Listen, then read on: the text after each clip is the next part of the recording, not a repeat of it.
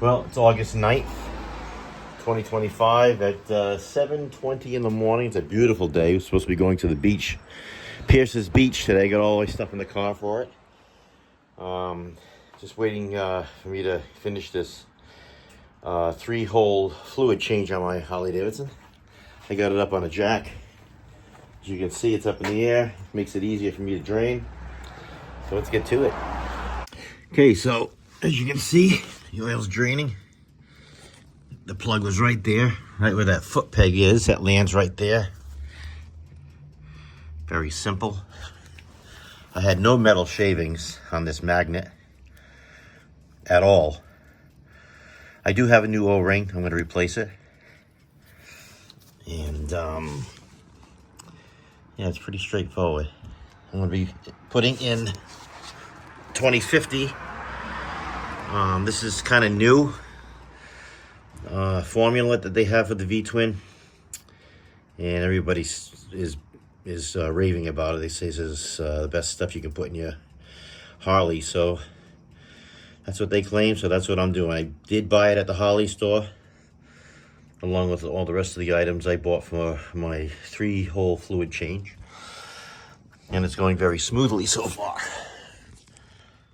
So now there is really no easy way of doing the oil filter because they put it in such a spot that it's like really ridiculous. So I cut a piece of cardboard to stop it from leaking as much as possible all over the place. And I'm sure I'm going to have some spillage. I'm going to have to wipe up a little bit. Put a little cardboard box underneath to catch some of it, just in case. And we'll see how that goes. I just got this new filter. And I had the chrome one when I first bought the bike. And then I switched it to black. I've been using black for a while. Now I'm back to a chrome, because I got a lot of chrome on my bike. So why not have some more? So I cleaned off the tip, the magnetic tip for the oil. There was no shavings at all. So that's awesome. Means the engine is doing quite well. So I'm going to take that old filter off. I'm going to put a little bit of oil, not much, because when you go to tip it in, you don't want it to spill out. So just a little bit in there, they recommend. It doesn't say it in the owner's manual, but a lot of shops are doing it. And then you're going to put a little new, not the old, but the new oil on this rubber ring. Just rub it on there a little bit so that when you go to take it off next time, it's not seized on there. So it's pretty straightforward. Let's get to it. Okay, so now that I have this new filter installed, next step is to fill up this the reservoir with some oil, fresh oil. I already put the plug back on with my torque wrench. Was 14 to 21 foot-pounds, and I made sure I torqued that down correctly to the right specs. And now we're going to put 3 quarts of oil in here, and we're going to check the levels. Technically, this weld spot right here is usually where the oil sits, around that area, when you know that it's just below that spot. It's generally full. But you should always check the dipstick right here. Always check that to make sure that's in the filled the correct way, and we'll take it for a test run. But actually, before I even do that, I think I'm going to do my primary, which is this cover right here. I'll take the primary cover off, and the drain plug is right underneath, right there. Same socket. Then we'll torque those down. Once we put the fluid in, I think it's a full quart, and then we'll take it for a test ride.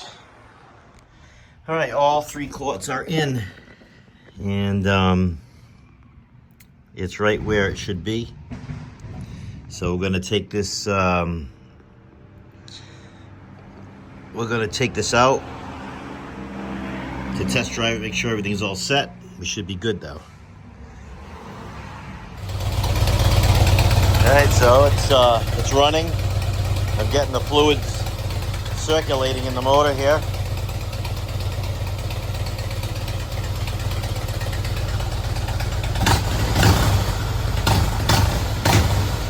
And then we'll see what the levels are. Doesn't appear to be burning any oil, so that's a good thing.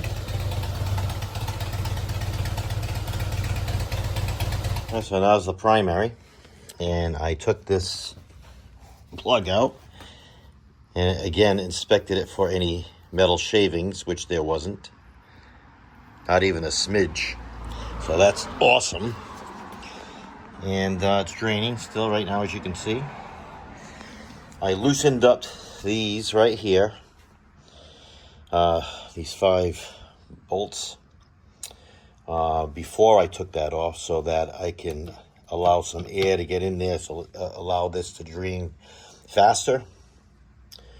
But now I'm going to remove this, and I'm going to inspect the rubber O-ring that's in here. Usually they're good for a couple of times, maybe 3 times or so, 2-3 times. But if you find there's any type of wear or anything that doesn't look right, get yourself a new one. They're very cheap. You can get on Amazon or your local dealer. But that's what I'm going to do now. Alright, so I took the bolts off.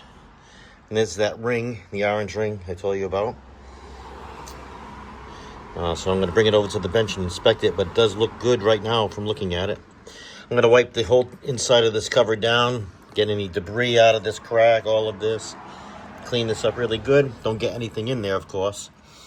And then install my little funnel that I bought for it and put that quart in. So stick around. Okay, so it's all cleaned up, wiped off, and so is the cover. The drain plug has been reinstalled, the 14 and 21 foot-pounds. And now I put this in here to catch, just in case. It's like a small filter, funnel-like. And I'm going to put 32 ounces, and this happens to be a 32 ounce right on the money.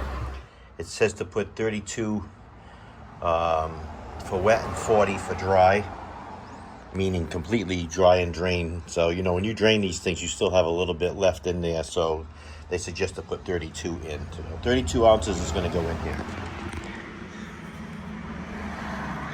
Hopefully I don't spill all this and make a mess. Just go nice and easy.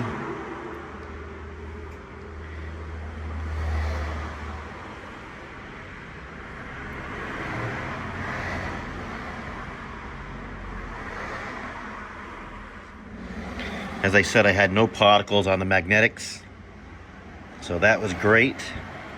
Good news. And that should be it right there. All right. And now I'm just going to remove this piece here, wipe it up, and put the cover back on. Okay, the cover's been all cleaned. And I inspected the rubber gasket that's in here, and it's in perfect condition, so I didn't have to put a new one. It's all cleaned up. You can take that opportunity to make sure if you have anything on here, like I put this Grim Reaper on here when I was in California. Just sticks on there.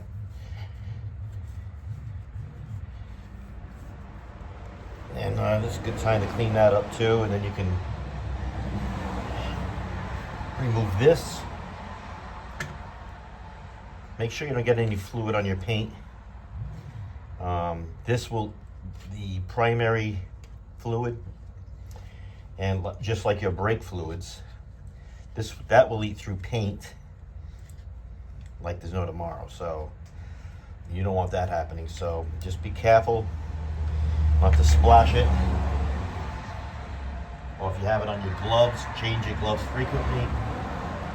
Rags, I have old towels, I rip into little pieces, and I keep changing the rags over and over to new ones so that I don't happen to touch any painted surfaces with it, and I discard them right away. So now we're going to put this in here, and there's a sequence to follow. You don't want to tighten them all up like that, or tighten them one at a time. You want to make sure you're going to tighten them one at a time, but it's going to be in a sequence. It's going to be like 1, 2 in a star fashion.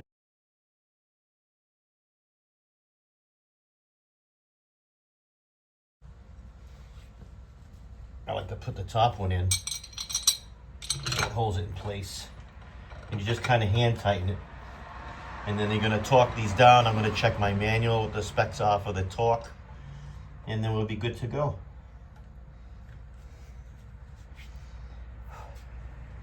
Just make sure you don't cross thread. Take your time. And you won't have any problems.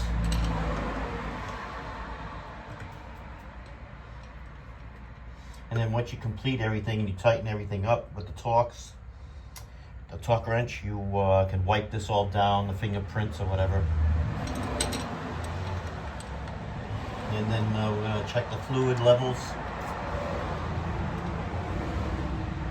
on the oil again to make sure everything's good. I checked this one, and this one's good. And that's it. And the next thing will be my transmission fluid. All right, I'm going to torque them down and we'll be ready to go. Okay, next we're going to be doing the transmission fluid. So I jacked my bike up a little higher because that tranny plug, believe it or not, is in a real bad area. And I'll show you. It's right between the shock absorbers up here. Let's see if I can get a good angle on this. It's right there. So I have to get my long driver to get up there to get it to. I hope I have an extension for it, but we'll see. Yeah, and that's a real bad spot. But I've done it before, so we'll do it again. Okay, so draining the transmission now. As you can see, looks pretty clean. There was no, I checked this magnetic, and there was nothing on this magnetic either. So that's awesome. Awesome news. We're going to be putting 32 ounces of that formula for transmission in here. The same thing as we did on the primary. I already loosened up that dipstick so it would free the fluid a lot faster. And yeah, so we're on our way to completion. Okay, so again, I installed the new O-ring on here. And once that's completely drained, I'm going to reinstall this plug and start refilling the reservoir. All right, so that completes the 3-hole fluid change here on my Harley Davidson. Did my oil, I did my primary, and I just completed my transmission. I just lowered the bike now. It's off the jack, and I'm going to take it for a test spin. All right, so that completes the 3-hole fluid change, and now I'm going to take it out for a test spin and shift through those gears, pulling in and out the clutch, and you know, just to get it to a good operating temperature, so all the fluids are moving really nice. And that's it. So thanks for watching. We'll catch you on the next one.